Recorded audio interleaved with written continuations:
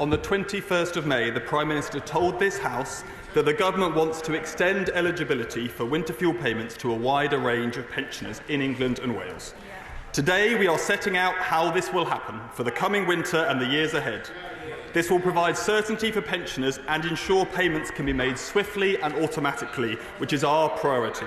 All pensioners with incomes up to and including £35,000 will benefit from support, as will all those on pension credit and other income-related benefits.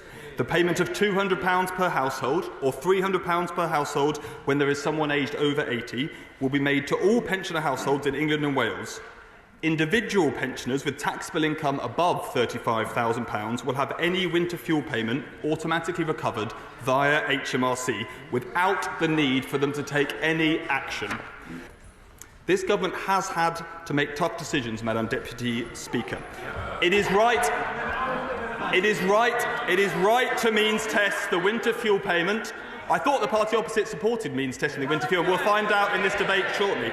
We have had to make tough decisions because of the disaster left by the party opposite. But it is right to means test the winter fuel payment on grounds of fairness and fiscal sustainability. Most people accept that it makes no sense to pay hundreds of pounds to pensioners irrespective of their incomes. Those on the highest incomes do not need it, and there are many other calls on public spending. The government has, however, listened to concerns about the level of the means test. We are acting to make sure all lower-income pensioners receive support. The new individual £35,000 threshold is significantly above the income of pensioners in poverty and broadly in line with average earnings. It will mean that the vast majority, over three-quarters or 9 million pensioners, will benefit from a winter fuel payment. This change ensures that the means testing of winter fuel payments has no effect on pensioner poverty. Over 12 million pensioners right across the UK are also benefiting from the triple lock. The full new state pension is set to increase by up to £1,900 a year over this Parliament as a result. Madam Deputy Speaker, I commend that support for pensioners and this statement to the House. I feel for the honourable gentleman sent here today by his bosses to complete what must be the most humiliating climb down a government has ever faced in its first year in office.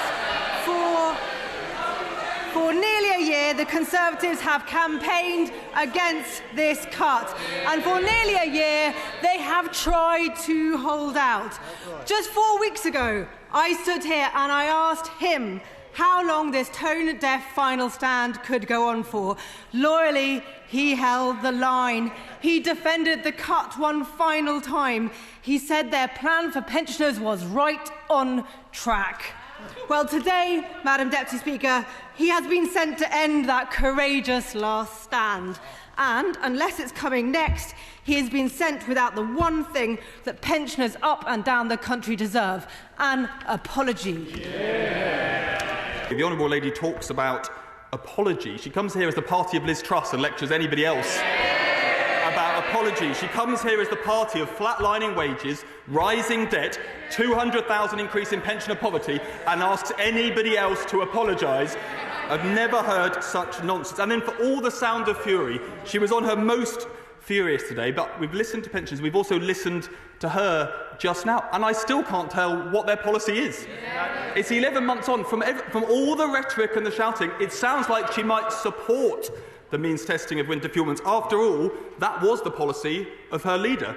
Before, her leader also supported means testing the entire state pension in one of her bolder moments. The honourable members opposite say that this isn't much comfort to pensioners, but Age UK say the exact opposite. Yeah. Charity Director Carolyn Abrahams has said this announcement is the right thing to do. Yep. Martin Lewis has set out it is a big improvement.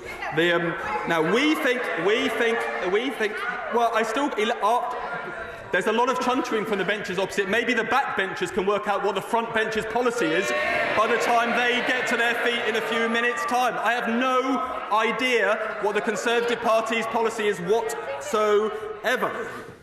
What our country needs is stability, and I personally fear that this is from the book of how to botch running the country, because whilst the decision was wrong last year, and the Liberal Democrats have long campaigned against these proposals, and I think it's important to acknowledge people such as Independent Age, Silver Voices and Age UK, who've all driven this change. It is the right change, but a government that wobbles like this isn't giving that stability that we need for our economy.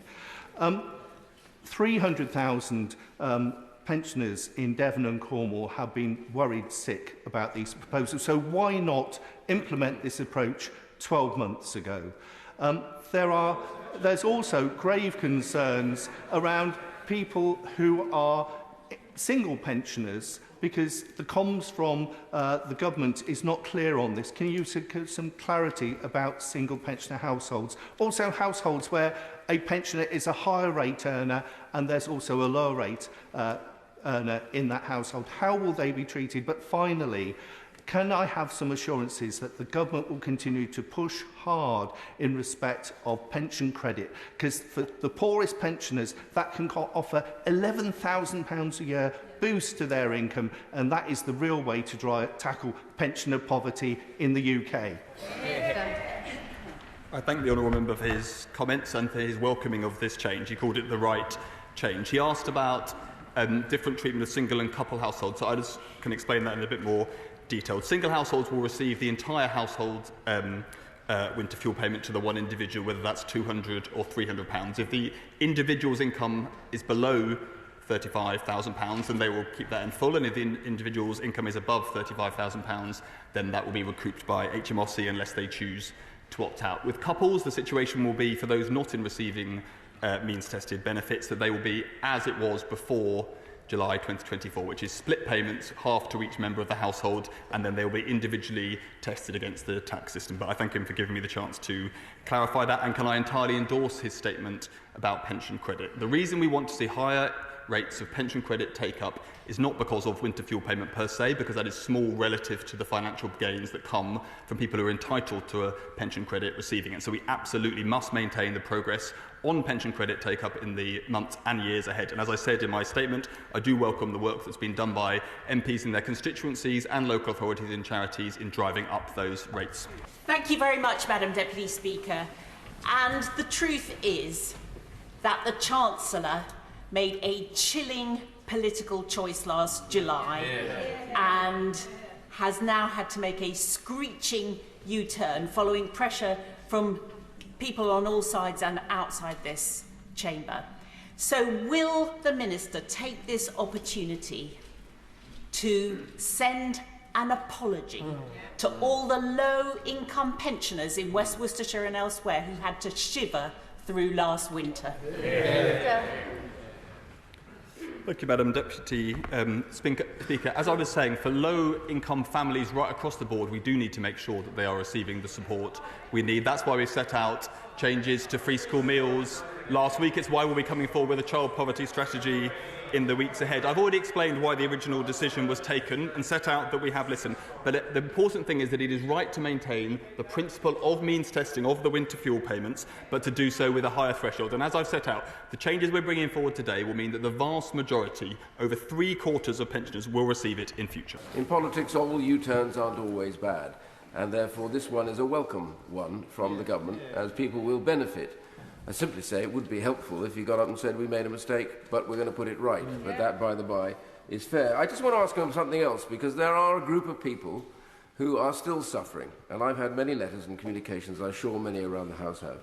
Something like 750,000 pensioners who are eligible for pension credit and therefore, theoretically, winter fuel, put in for the winter fuel and have not received a single penny for last winter. Will he now commit at the dispatch box, whatever else the changes are, he will see this righted and they will receive the money that they should have had during the winter? Minister. I thank the right honourable member for that comment. I mean, he's right to highlight this question of low take-up of pension credit. That's what the 700,000 figure he's referring to. Unfortunately, that was true under the last government. As I say, we have seen unprecedented levels of pension credit applications over the last year because of the campaign that we and honourable members on both sides of this House have been involved in. That is very welcome indeed, but I'm absolutely agreeing with him that we need to keep momentum up on that. In terms of what we're doing in the short term, we are now writing to all new claims to housing benefit to, if we think they could be eligible for pension credit, to encourage them to apply. We're engaging in new research to look at what are the things that have worked to drive pension credit take-up, which largely looks like it is awareness of the benefit. And we are looking at better data sharing, yes, with local authorities, but also across central government departments, for example, between the Department for Worker Pensions and HMRC.